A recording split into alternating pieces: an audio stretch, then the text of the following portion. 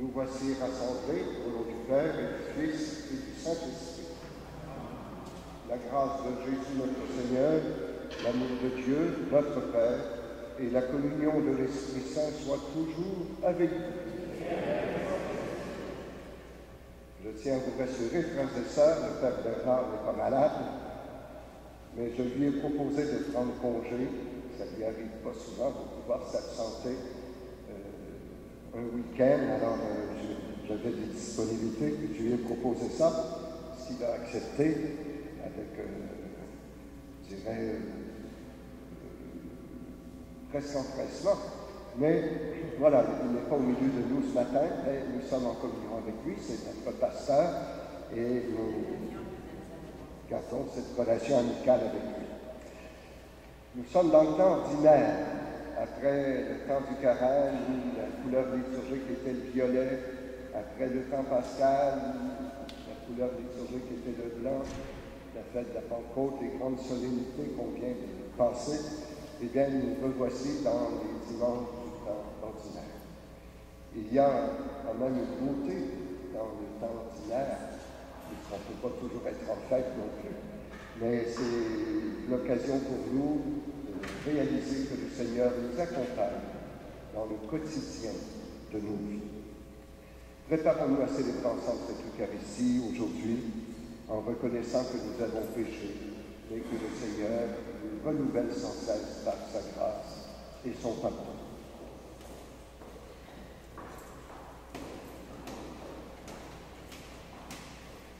Seigneur Jésus, envoyé par le Père pour guérir et sauver toute l'humanité, prends pitié. Ô Christ, tu es venu dans le monde pour appeler tous les pécheurs, prends pitié. Seigneur, élevé dans la gloire du Père, tu intercèdes sans cesse pour nous, prends pitié de nous. Que Dieu Tout-Puissant nous fasse miséricorde, qu'il nous pardonne nos péchés et nous conduise à la vie éternelle. Chantons la gloire de Dieu. Oh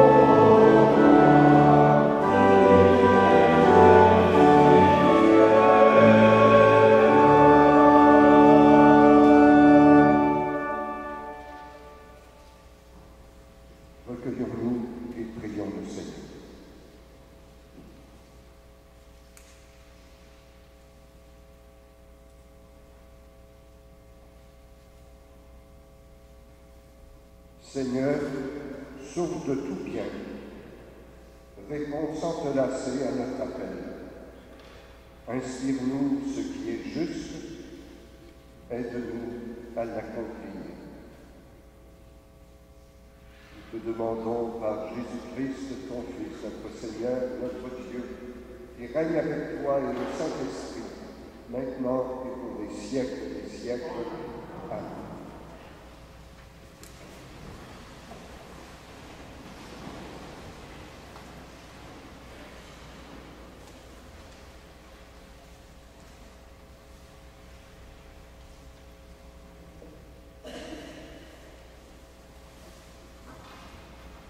Lecture du premier livre des rois.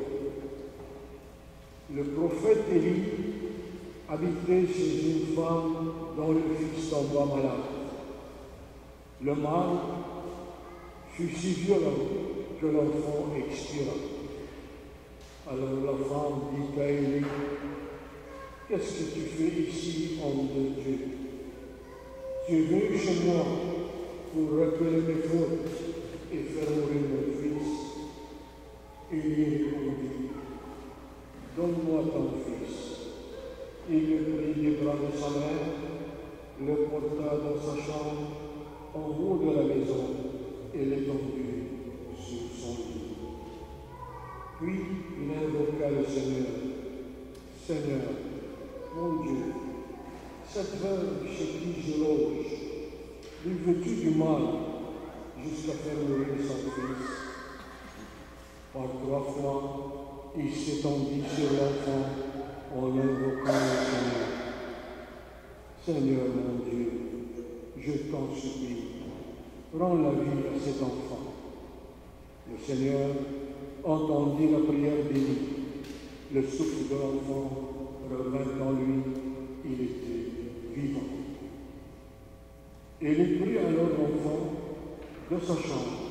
Il le descendit dans la maison, le remit à sa mère et dit, « Regarde, ton fils est vivant. » La femme lui répondit, « Maintenant, je sais que tu es un homme de Dieu et que dans ta bouche, la parole du Seigneur. » Et il lui dit, « Parole du Seigneur. »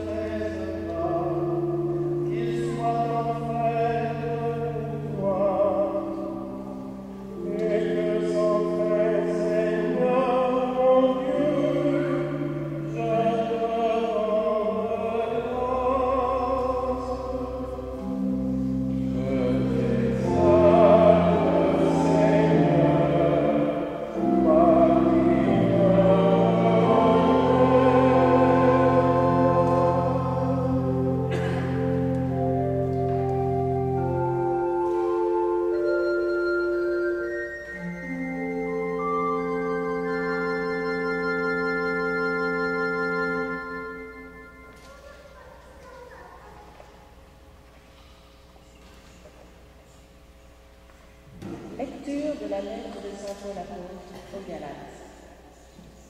Frères et sœurs, il faut que vous le sachiez. L'évangile que je proclame n'est pas une invention humaine. Ce n'est pas non plus un homme qui me l'a transmis ou enseigné. Mon évangile vient de la révélation de Jésus-Christ. Vous avez certainement entendu parler de l'activité que j'avais dans le judaïsme. Je menais une persécution effrénée contre l'Église de Dieu et je cherchais à la détruire. J'allais plus loin dans le judaïsme que la plupart des gens de l'époque qui avaient mon âge et, plus que les autres, je défendais avec une ardeur jalouse les traditions de mes pères. Mais Dieu m'avait mis à part dès le sein de ma mère. Dans sa grâce, il m'avait appelé et, un jour, il a trouvé bon de mettre en moi la révélation de son Fils pour que moi, je l'annonce parmi les nations païennes. Aussitôt, sans prendre l'avis de personne, sans même monter à Jérusalem pour y rencontrer ceux qui étaient apôtres avant moi, je suis parti pour l'Arabie. De là, je suis revenu à Damas. Puis, au bout de 3 ans, je suis monté à Jérusalem pour faire la connaissance de Pierre. Et je suis resté 15 jours avec lui. Je n'ai vu aucun des autres apôtres, sauf Jacques, le frère du Seigneur. Parole du Seigneur.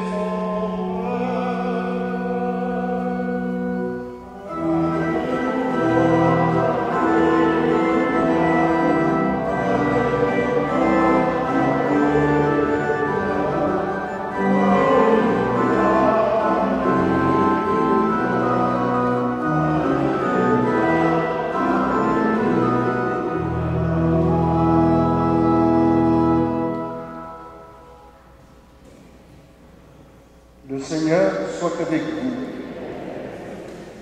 De l'Évangile de Jésus-Christ selon saint Luc.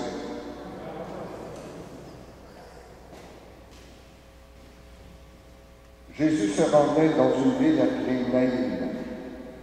Ses disciples faisaient route avec lui, ainsi qu'une grande foule. Il arriva près de la porte de la ville, au moment où l'on transportait un mort grand air. C'était un fils unique, et sa mère était veuve. Une foule considérable accompagnait cette femme. En la voyant, le Seigneur fut saisi de pitié pour elle. Il lui dit « Ne pleure pas ». Il s'avança et toucha la civière. Les porteurs s'arrêtèrent et Jésus dit « Jeune homme, je te l'ordonne, lève-toi. » Alors le mort se redressa, s'assit et se mit à parler. Et Jésus le rendit à sa mère. La crainte s'empara de tous, et ils rendaient gloire à Dieu. Un grand prophète s'est levé parmi nous, et Dieu a visité son peuple. Et cette parole se répandit dans toute la Judée et dans les pays voisins. Acclamons la parole de Dieu.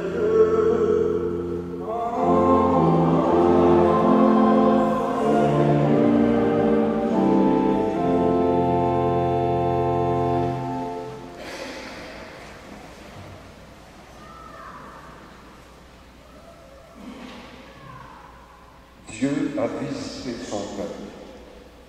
Telle est la conclusion de la foule qui a été témoin de cette réanimation du Fils unique de cette veuve aux portes de la ville de Naïm. Quelle est donc cette visite de Dieu à son peuple? À quoi ressemble une visite de Dieu? Quelle révélation Dieu fait-il de lui-même quand il nous rend visite?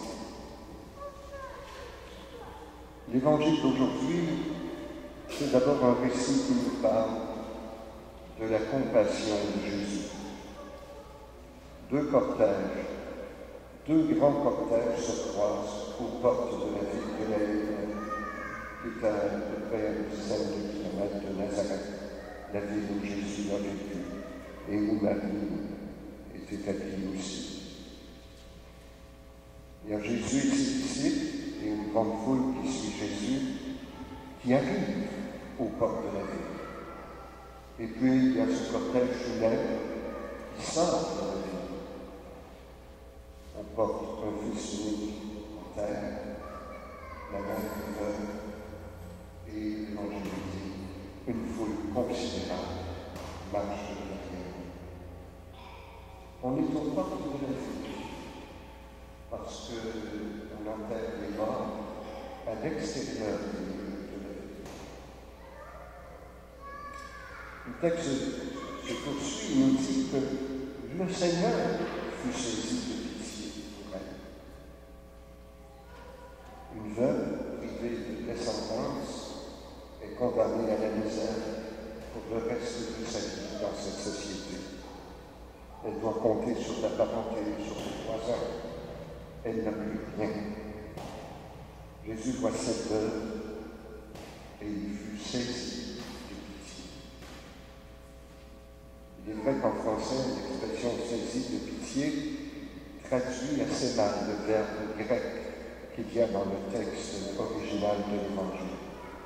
Littéralement, il faudrait peut-être dire le Seigneur fut ému ou remué jusqu'au entrailles. Voilà ce qui serait plus juste. Un autre détail aussi est révélateur.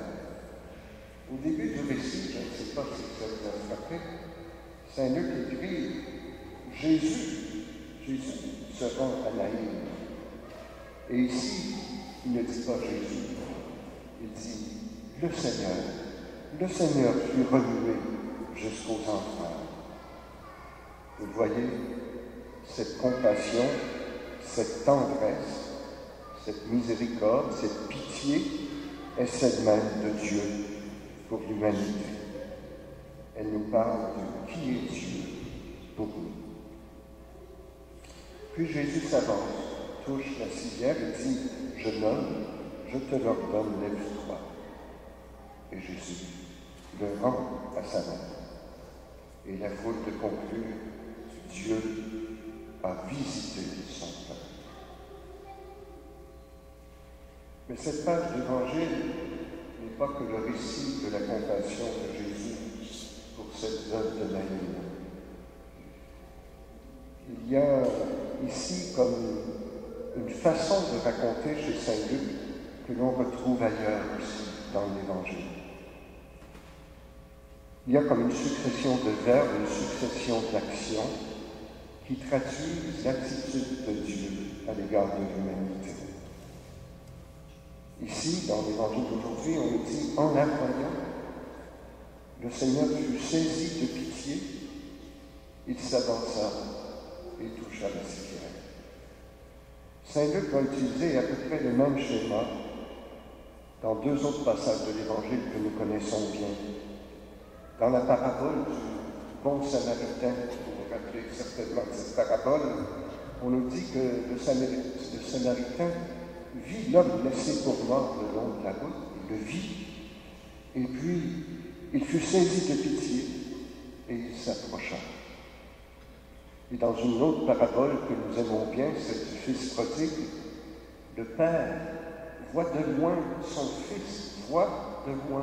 fils qui revient, et fut saisi de pitié, et il courut se jeter à son cou et le couvrit de baisers.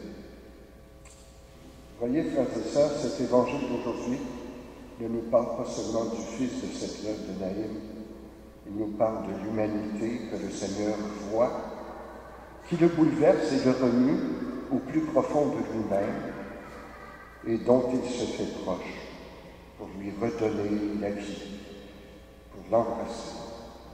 C'est ainsi que Dieu visite son peuple. Enfin, il y a une allusion dans le passage de l'Évangile d'aujourd'hui à ce qui est central dans la foi chrétienne. Nous croyons, nous professons la mort et la résurrection de Jésus, comme nous allons le répéter tout à l'heure, après la consécration. Impossible en lisant cette page de ne pas penser à la résurrection de Jésus lui-même, de voir dans ce passage une préfiguration de la mort et de la résurrection de Jésus. Les allusions sont nombreuses. Une veuve, un fils unique, un mort que l'on porte en terre hors des murs de la ville, et les verbes se lever, le même verbe qui sera utilisé pour parler de la résurrection, se réveiller, se redresser. La plus grande, la plus belle visite de Dieu à son peuple fut celle qu'il fit en ressuscitant Jésus d'entre les morts. Ce jour-là, dans le Christ, c'est toute l'humanité qui a été appelée à la résurrection. Dieu a visité son peuple et il ne cesse de le visiter pour l'éternité. Vous le voyez, c'est de la tendresse, de la miséricorde, de l'amour fou de Dieu pour l'humanité dont nous parle Saint Luc dans l'Évangile d'aujourd'hui. Comme nous y invitait le psaume tout à l'heure, nous pouvons dire nous aussi ce matin, « Je t'exalte, Seigneur, toi qui me relèves. Seigneur, tu m'as fait remonter de l'abîme et revivre quand je descendais à la fosse. Tu as changé mon deuil en une danse, mes habits funèbres en parure de joie. Que mon cœur ne se taise pas, qu'il soit en fête pour toi, et que sans fin je te rende grâce. »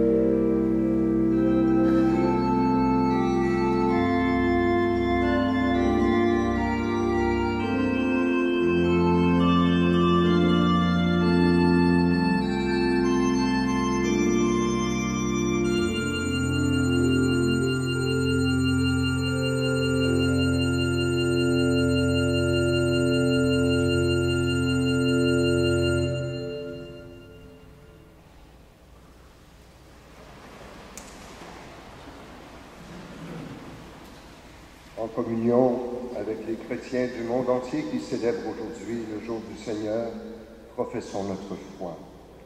Je crois en Dieu, le Père Tout-Puissant, Créateur du ciel et de la terre, et en Jésus-Christ, son Fils unique, notre Seigneur, qui a été conçu du Saint-Esprit, né de la Vierge Marie, a souffert sous l'âme, a été crucifié, est mort et est consumé, est descendu aux enfers, le troisième jour est ressuscité des morts, est monté aux cieux, est assis à la droite de Dieu le Père Tout-Puissant, d'où il viendra juger les vivants et les morts. Je crois en l'Esprit Saint, à la Sainte Église catholique, à la communion des saints, à la rémission des péchés, à la résurrection de la chair, à la vie éternelle. Amen.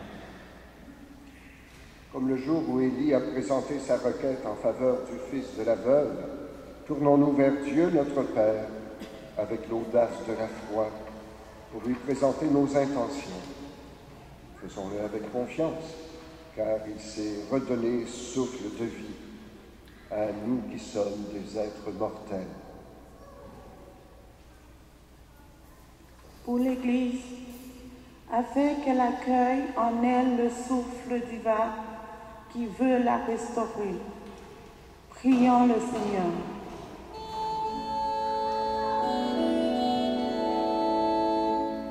Seigneur, nous te prions. Seigneur, nous te prions. Pour ceux et celles qui sont accablés par le deuil d'être chers, afin qu'ils puisent dans la parole de Dieu des forces vives et un souffle de renouveau, prions le Seigneur. Seigneur, nous te prions. Pour tous les dirigeants de ce monde, afin qu'ils fassent la promotion de la vie sous toutes ses formes et de toutes les manières possibles, prions le Seigneur. Seigneur, nous te prions. Pour les petits et les vulnérables de nos sociétés, afin qu'ils soient respectés dans leur volonté de vivre et de grandir, prions le Seigneur. Seigneur, nous te prions. Pour notre communauté chrétienne, afin qu'elle donne sans cesse un témoignage de résurrection par son espérance et sa joie, prions le Seigneur. Seigneur, nous te prions.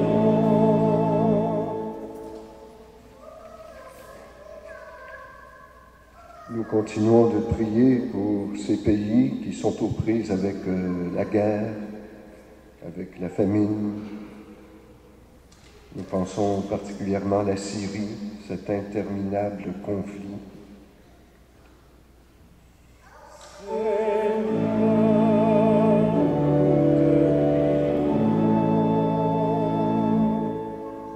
Et nous confions aussi au Seigneur toutes nos intentions personnelles.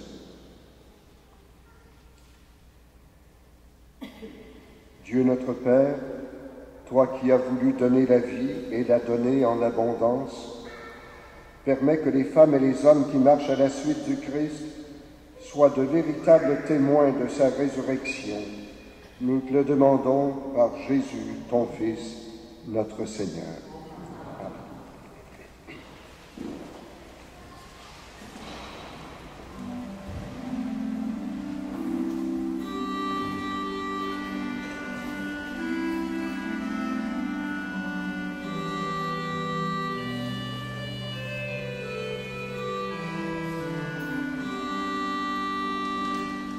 Souviens de toi, ô Père très bon, nous t'offrons les merveilles de ton amour. Souviens de toi, ô Père très bon, nous t'offrons les merveilles de ton amour.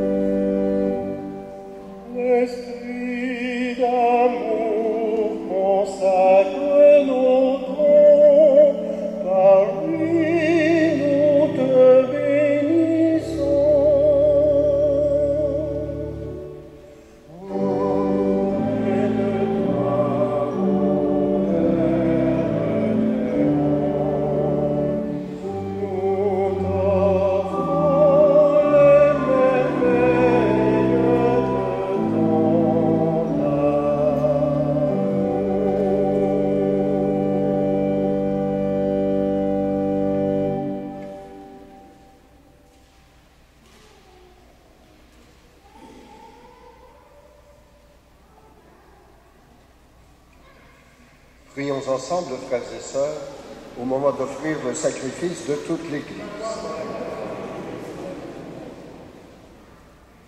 Seigneur notre Dieu, nous voulons te servir.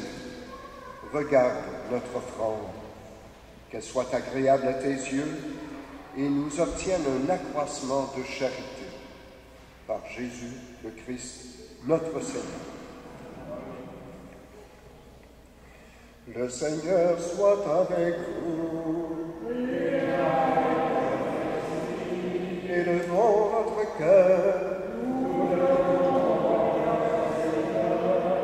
Rendons grâce au Seigneur notre Dieu.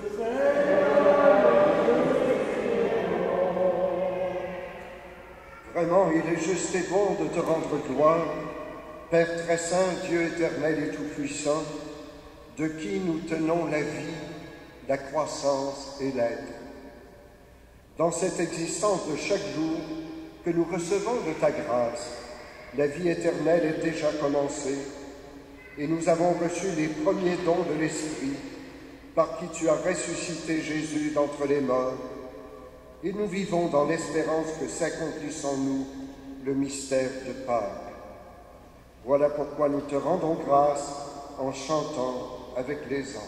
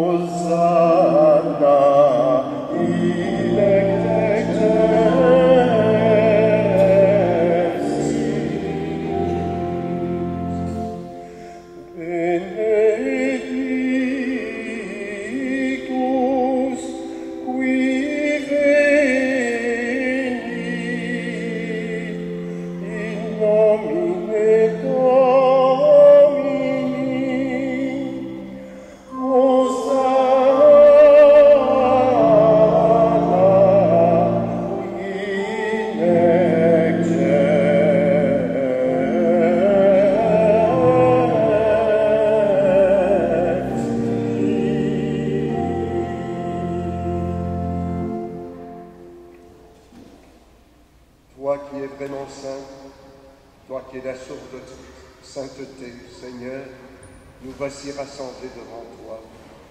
Et dans la communion de toute l'Église, en ce premier jour de la semaine, nous célébrons le jour où le Christ est ressuscité d'entre les morts. Par lui que tu as élevé à ta droite, Dieu notre Père, nous te prions. Sanctifie ces offrandes en répandant sur elles ton esprit, qu'elles deviennent pour nous le corps et le sang de Jésus le Christ, notre Seigneur. Au moment d'être livré et d'entrer librement dans sa passion, il prit le pain, il rendit grâce, il le rompit et le donna à ses disciples en disant « Prenez et mangez-en tous, ceci est mon corps, livré pour vous. »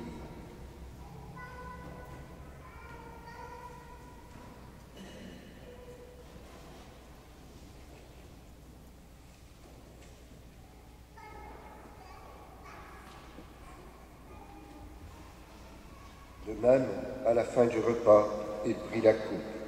De nouveau, il rendit grâce et la donna à ses disciples en disant « Prenez et buvez-en tous, car ceci est la coupe de mon sang, le sang de l'alliance nouvelle et éternelle, qui sera versé pour vous et pour la multitude en rémission des péchés. Vous ferez cela en mémoire de moi. »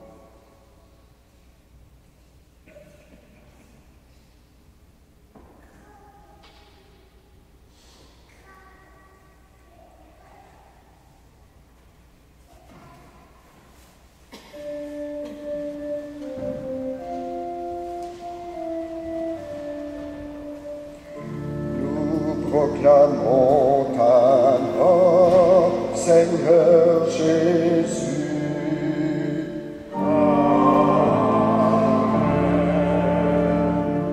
Nous célébrons ta résurrection.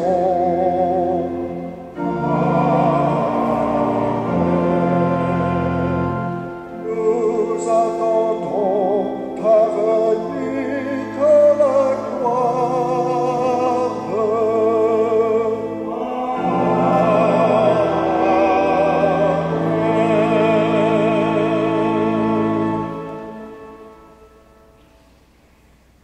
Faisant ici mémoire de la mort et de la résurrection de ton Fils, nous t'offrons, Seigneur, le pain de la vie et la coupe du salut, et nous te rendons grâce, car tu nous as choisis pour servir en ta présence. Humblement, nous te demandons qu'en ayant part au corps et au sang du Christ, nous soyons rassemblés par l'Esprit Saint en un seul corps.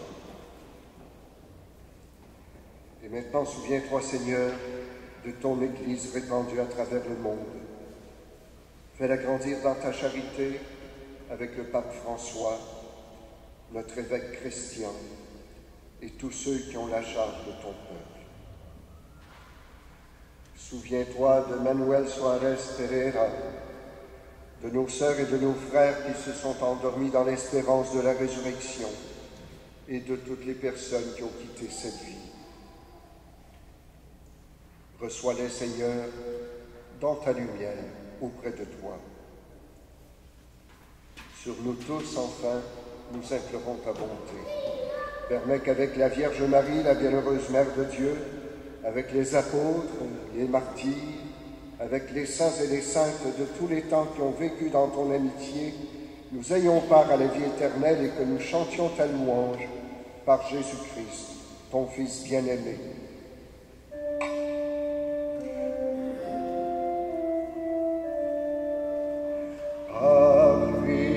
Avec lui et en lui.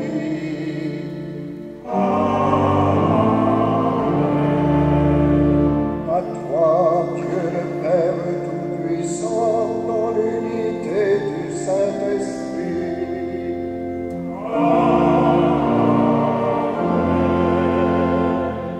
Tout honneur et toute gloire pour les siècles des siècles.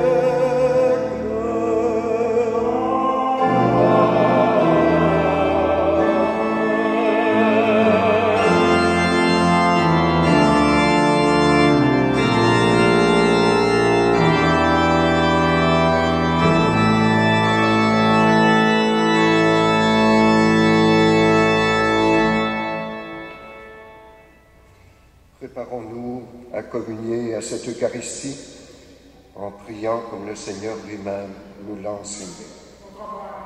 Notre Père, qui es aux cieux, que ton nom soit sanctifié, que ton règne vienne, que ta volonté soit faite sur la terre comme au ciel. Donne-nous aujourd'hui notre pain de ce jour. Pardonne-nous nos offenses, comme nous pardonnons aussi à ceux qui nous ont offensés. Et ne nous soumets pas à la tentation, mais délivre-nous du mal. Délivre-nous de tout mal, Seigneur, et donne la paix à notre temps. Par ta miséricorde, libère-nous du péché. Rassure-nous devant les épreuves, en cette vie où nous espérons le bonheur que tu promets, et l'avènement de Jésus-Christ, notre Sauveur.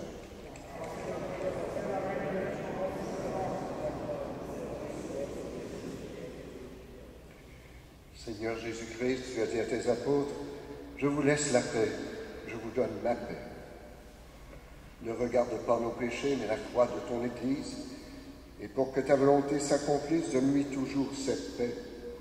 Conduis-la vers l'unité parfaite, toi qui règnes pour les siècles des siècles, et que cette paix du Seigneur soit toujours avec nous. Et dans l'amitié du Christ, échangeons un signe de paix.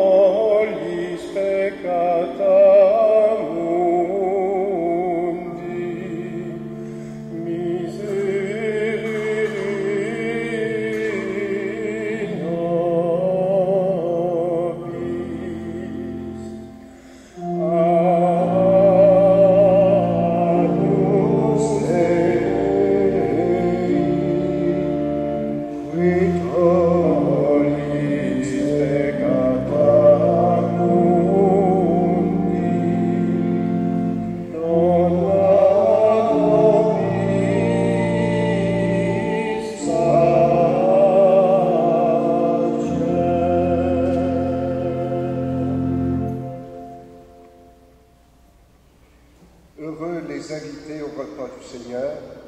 Voici l'agneau de Dieu qui enlève le péché du monde.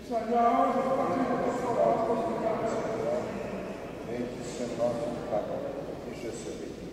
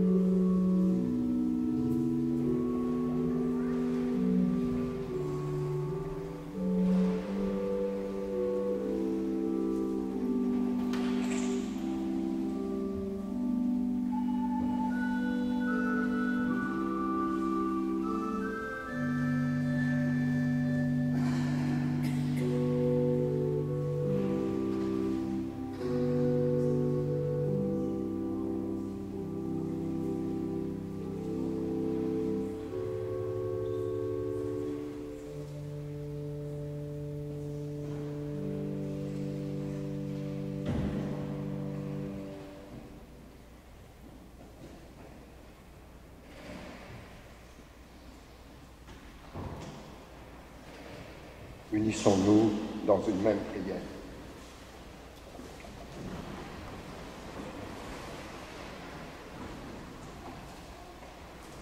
Dieu qui veut notre guérison, agis en nous par cette Eucharistie. Libère-nous de nos penchants mauvais et oriente notre vie vers le bien. Par Jésus le Christ, notre Seigneur. Amen. Voilà, nous allons repartir, puissions-nous garder cet évangile d'aujourd'hui dans nos cœurs. Cela nous rappelle que Dieu nous voit, qu'il est touché par ce que nous vivons et qu'il s'approche de nous, un Dieu qui se fait proche. Le Seigneur soit avec vous. Que Dieu Tout-Puissant vous bénisse et vous garde, le Père, le Fils et le Saint-Esprit. Bon dimanche, bonne semaine. Allez dans la paix du Christ.